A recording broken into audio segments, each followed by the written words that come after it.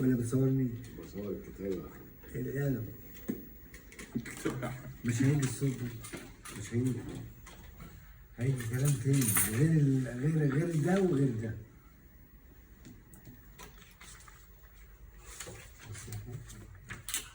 اهداء إلى ابني وعزيزي وقرة عيني أستاذ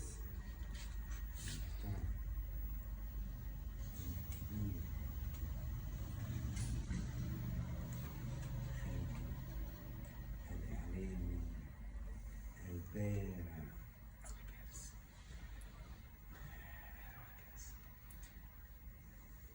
الذي يخلد في فكري أستاذ أحمد له مني كل الحب والود والاحترام.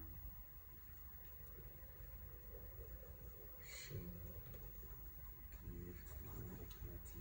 نعطيك 14/10/2020.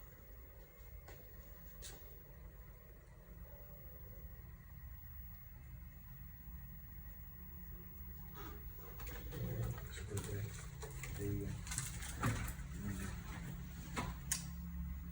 بشكرك كل قلبي يعني. إهداء أعتز بيه جدا. الكتاب ده مش موجود مني في الوطن العربي. أنا بعتز انت جدا. تقرا 4 صفحات منه. أوعدك إن أنا أقرأه كله من جلد لجلد كلمني ونقود نعم. معه. إن شاء الله. قول لي ازاي لا ما وليه. أقدرش أنتقد. لا انا عايز كده عشان انا كنت- حابب ما كده. أقدرش. طب يعني أسأل يعني أو يعني أستفسر. 4 صفحات معاك كلمني.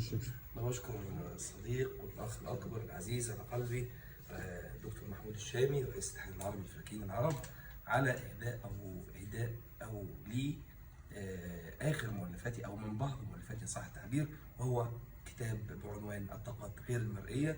إن شاء الله إني أقرأه كاملا وأستوعبه، وإن شاء الله بنجهز لحلقة بإذن الله في علم الفلك وعلم الأبراج. مش حلقه، احنا عملنا سلسلة حاجات كتير. حلقات يعني هنقول آخر حاجة عندنا يعني عملنا احنا تاريخ. هو إن شاء الله دكتور اعتقد ان احنا نتكلم عنه. نتكلم عن حاجات كتير ونتكلم برؤية حضرتك وفي جهد علم حضرتك عن الفرق بين الفلك والتنجيم، وهنتكلم عن أمور كتير وإن إزاي الإنسان ليه برجين، برج من تاريخ ميلاده والعلم برج من اسمه. والغيب والعلم والمخاطر. والدجل والشعوذه ويعني الشعوذة هنتكلم في حاجات كتير جدا. ورجوع بعض الكواكب. أنا بشكرك على هذا الإهداء، وده إهداء عزيز على قلبي جدا، وبشكرك على استقبالك وكرم ضيافتك والطاقة الإيجابية دايما بتضايق.